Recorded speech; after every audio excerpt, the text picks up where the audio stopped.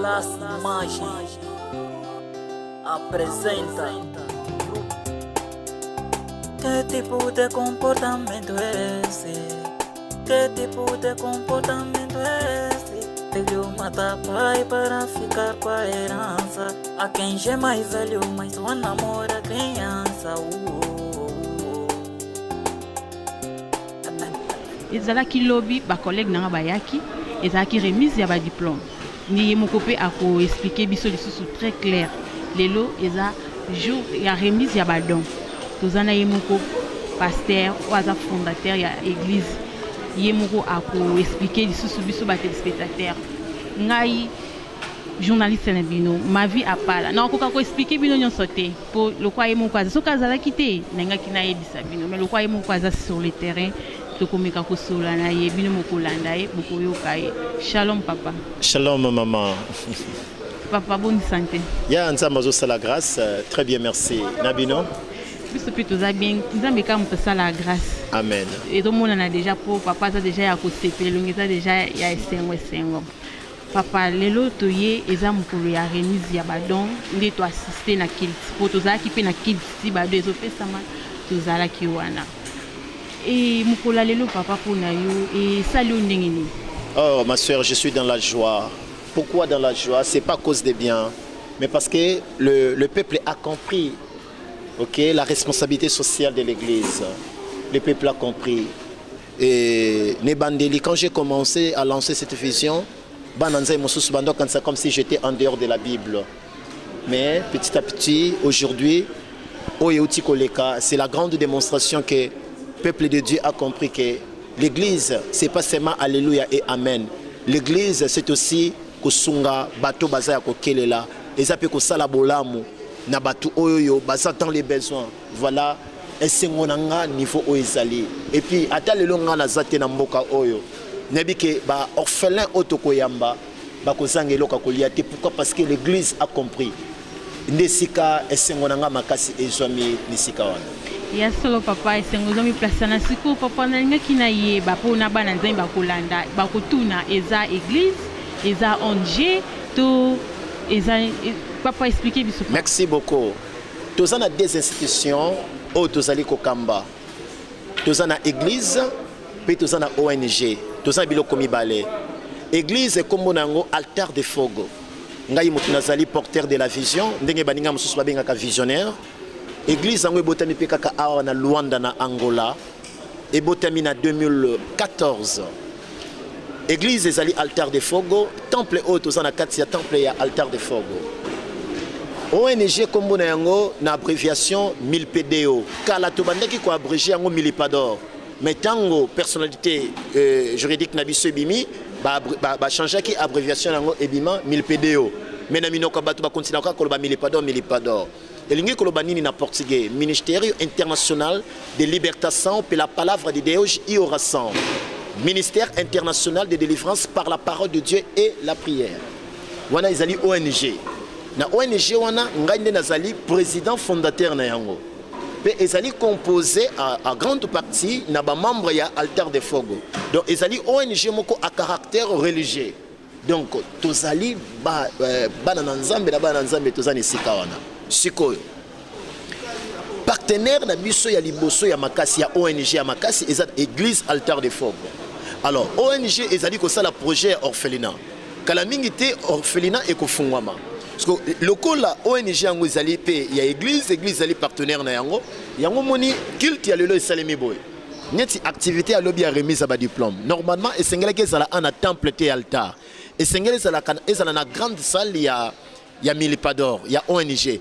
Mais grande salle, il y a contenu Batouana Nyostote. Il y a ONG et Sengaki, salle, il y a église. Pour être remise à diplôme et quoi qu'on omoni siko ba biloko oyo esalemi lelo esalemi na ONGT esalemi na altar de fogo yango na bomona ki symbole le berger de cette église parce que nga za le représentant légal malgré que bureau na nga pezali comme pasteur le berger de cette église officiellement a ça qui symbole ya kopesa ngai saki wana ya loso pona koloba ke papa tala biloko oyo église na biso topesi pana ba pesinga na qualité ya kozala président ya ONG Milipador. Ngai siko biloko nyonso c'est ce que na responsabilité nanga, ngai siko nde na koyeba na komema yango na niveau ya orphelinat. Donc ndenge bozali komona awa bazo déplacer yango ba bomba yango po ekota na orphelinat. Mais papa, est-ce que batu o basala kana ONG kaka bangonde baza ba fidèle ya église to mutum supa kozala aza libre ya koya aza na posa travailler na yo comme aza na bureau il faut avoir membre ya église. Très bien, merci beaucoup pour cette question. Église ezali communautaire, mais ONG ezali intercommunautaire. Par exemple, porte-parole na biso. Pasteur Adriano Paulo oyo azwaki maloba moka bande koloba na portugais. Aza membre ya altar de Fogotin. Ah, membre altar de Fogoté, Maman Vérité, Aza membre ya ONG, mais Aza membre ya altar de Fogoté. Donc, na Milipador, ton ONG, n'importe quel moto qu'on a. Surtout ça na kati ya Milipador na ONG tout temps comme église était. Qu'on a bisogno surtout ça ba membre ya ONG. Donc n'importe quelle personne au kaka azali na makanisi ya malamu. Ozena quelque chose ya ko contribuer. La contribution c'est pas seulement financière, même l'intelligence, même na conseil. Azad bienvenue. Tous ça na ba membre mosusu au bazana étranger qui n'ont jamais été en Angola, mais à partir de l'étranger, ça s'est comporté comme un membre. Donc, Milipador, un membre n'ango, ils ont occupé n'importe qui, avec la membre et altar de Fogo. Mais comme ils ont créé, en majorité, et pas il y a un membre et altar de Fogo, il y a besoin pour le moment, na 100%, il y a un membre, au bazar moins belé, bazar un membre et altar de Fogo. Peuple de Bozo Landa, Bozo a accompagné émission Nabiso. Pasteur déjà a expliqué au hasard comme visionnaire, il y a ONG. Bobanga te bo hésité te ezaka te ozala membre ya église po ezana batu musu bazolanda azaki ya kobanga ngana sambelaka kuna te ngana za na religion mususu na koya ko assister ndenge nini déjà bolandi moko visionnaire alobi ko hésité te bobenga boya bo travail o eza musala ya nzambe o ekotombola œuvre de l'Éternel.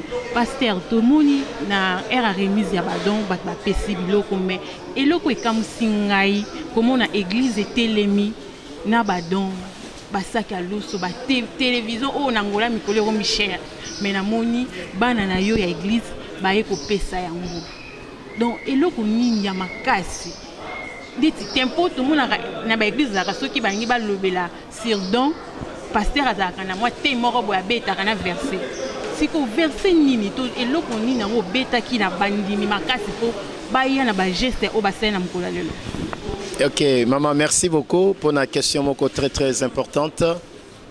Et rien de grave, rien de spécial, rien d'extraordinaire.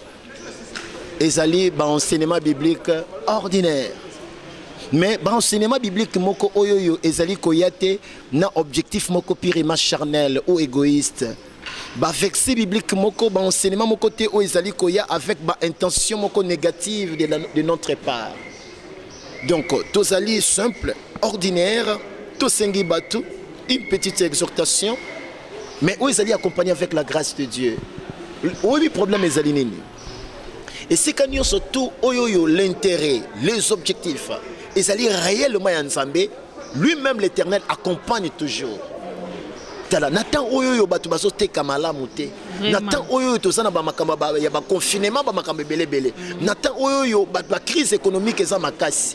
Batu basala ba biloko boye. Il faut zaka nzambe. Pour akoyo ya nepete, akoyo pelo ko mokesangela tina. Il faut zaka kanzambe. Donc c'est là ezali kota lisake Dieu azali ko se retrouver dans ces projets. Il y a orphelinat. Orphelinat c'est domaine ya nzambe. Orphelin azali orphelin a contact sur Dieu ana tatate ana mamate ana musungi tatale la kanzambe joka nzambe yajisaka à travers batu o basimba mina mitema la bango. Donc c'est la grâce de Dieu, le sérieux au petozana yango OK vis-à-vis de nos membres to fani na bango le loté bazwa ta ya kuvanda na biso bazwa ta ya observer biso pe batira conclusion que nous sommes sérieux. Yango no monde ba déposer confiance na bango pa na biso. Cette histoire to pesi yango annonce il y a 3 semaines. Tu on annonce que le 22 novembre 2020, Boyana Babiloko, parce que orphelinat est fondamental. Et les gens se sont présentés quand de Tomonia.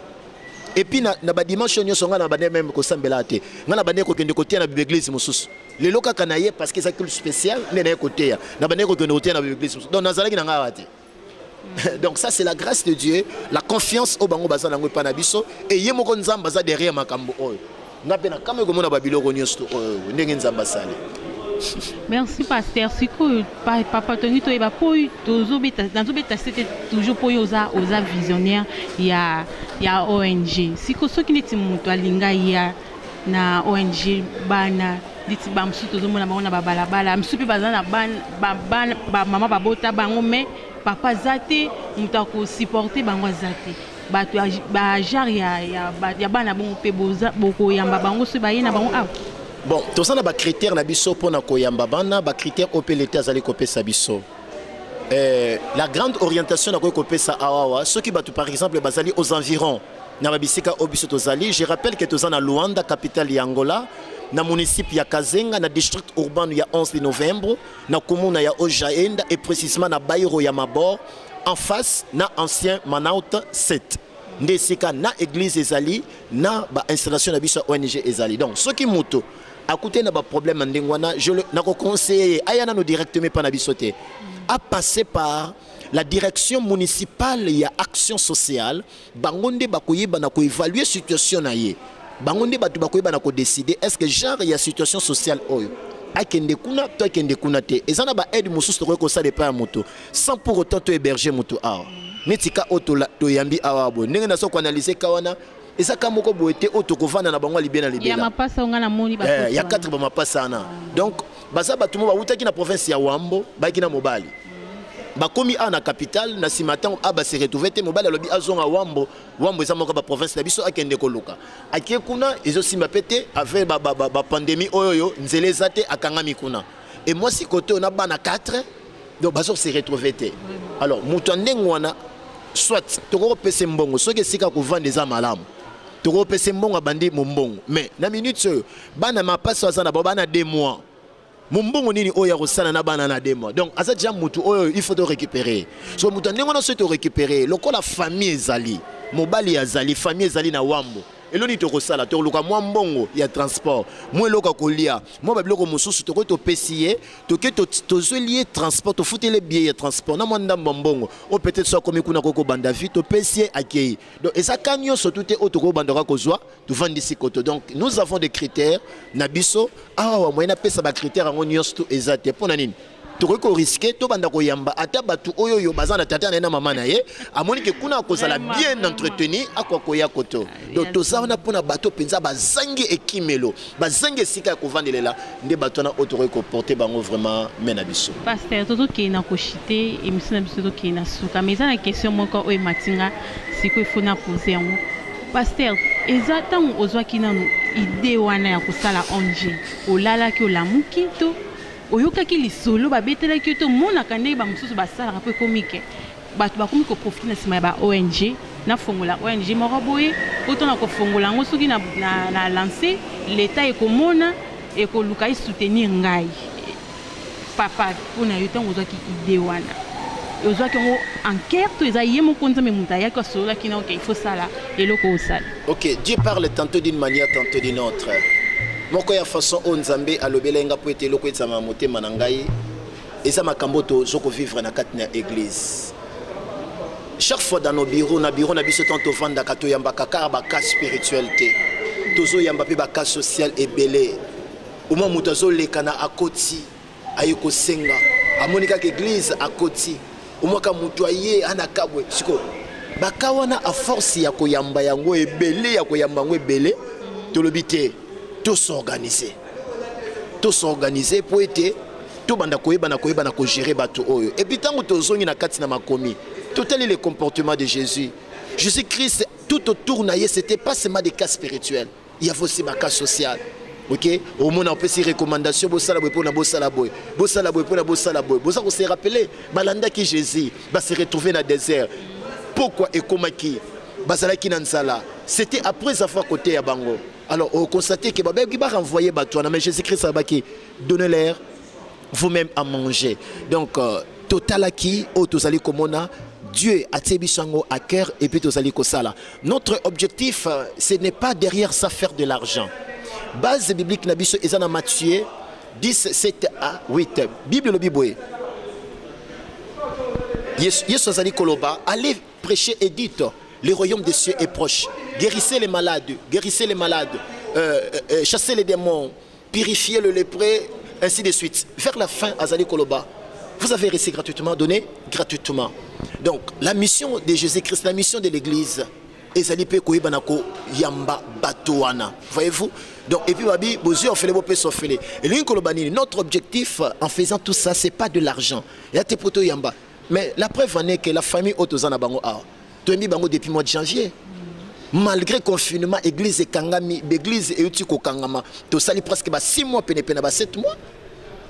On n'a fait que de penser Tobimisi pour nous en charge. Donc notre objectif, c'est pas faire de l'argent derrière ça, mais c'est faire du bien parce que c'est la volonté de Dieu, c'est la recommandation de Dieu. Merci papa. Tokom na suka émission, ba téléspectateurs au balandi programme na biso ya Casa Dallas Pro TV to salue bino iska bozwa minebi ke bo pambolami na nzela ya Mosai na Nzambe oaza pasteur Timothée oaza pe fondateur ya ONG to komi na suka neton to komi na suka na ko profiter ya ko remercier équipe na ngamo équipe technique auto travail qui na bango na réalisation to za na cameraman lelo ye moko asimbi caméra Dallas Timothée Diangini yele mutasimbi caméra na réalisation payé moko mutakuzala na ba collègue nanga tozana diva la presse angolaise na yemoko Clémentine Diangini ba collègue nanga mes collègues papa tokomi na suka ya émission au mot de la fin au PSAP numéro po ezana ba mususu baza touché na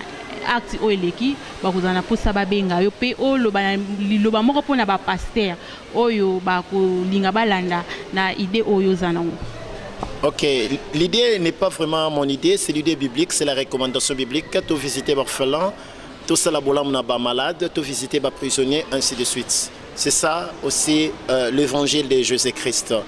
Tu sunga, tu même le développement, na ba mili na biso, tu fungola ba œuvres sociaux et kozala vraiment malamu. Contact na biso, oyalingi kozwa biso directement na niveau ya téléphone ezali plus 244 928 94 99 34. Ce que Benina numéro au est portable au Kozwangai directement. Merci, que le Seigneur vous bénisse. Donc, on va passer dans l'église, maman. C'est on est allé na manifestation et salam na l'église en Kolalelo. Et on a pas na commission Nzambe po eza action autozo sala po na ba orphelin. Ba orphelin bazoya kalate na église na biso centre na bango eza quelque part awa.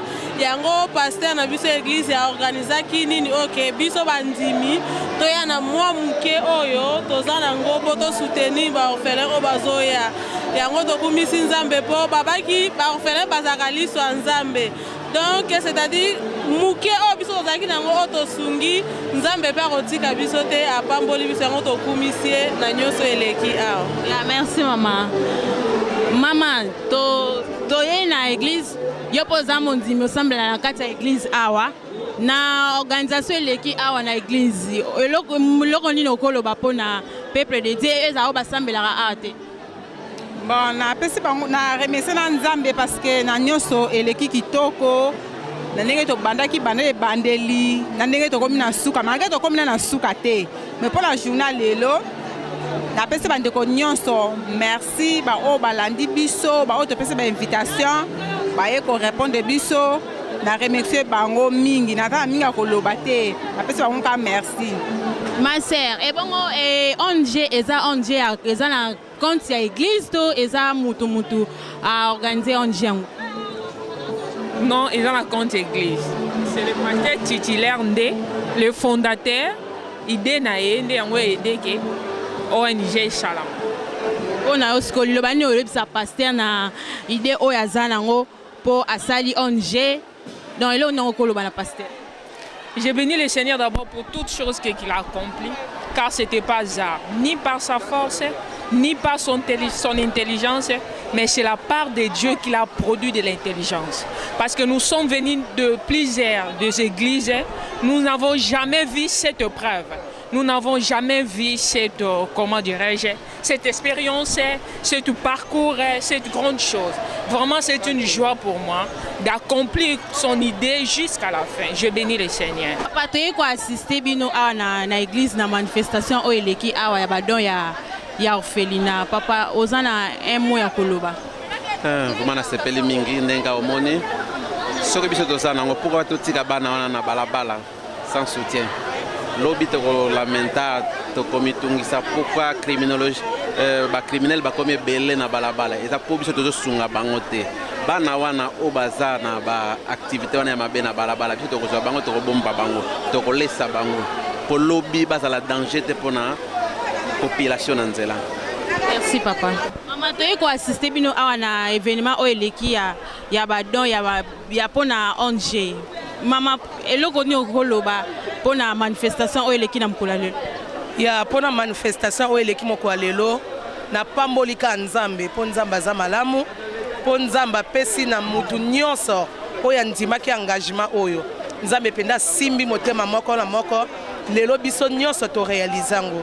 En tout cas na kumisi nzambe po amemanga kati na altar de fogo po na sambela na nga na l'église mais église o nga na eko sukisa yango nde eza makambo donc oyo esalami ezala mpona mbala liboso te to continue kosala kango po bible elobi ke osimbi baofele osimbi liswa nzambe donc biso ntango toosala yango mpona nzambe en tout cas nzambe azwaka lokumu na nyonso esali donc oyo eleki na biso moko donc tondimaki te ekokai kozala boye.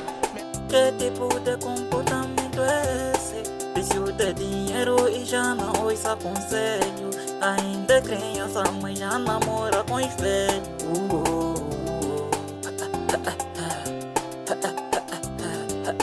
Bana bazomboe,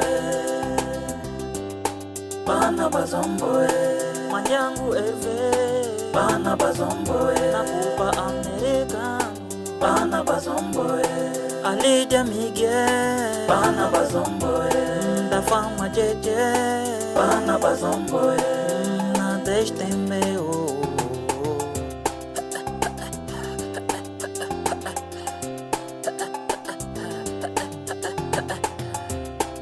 Hey, Bello Music, DJ Pablo Ima.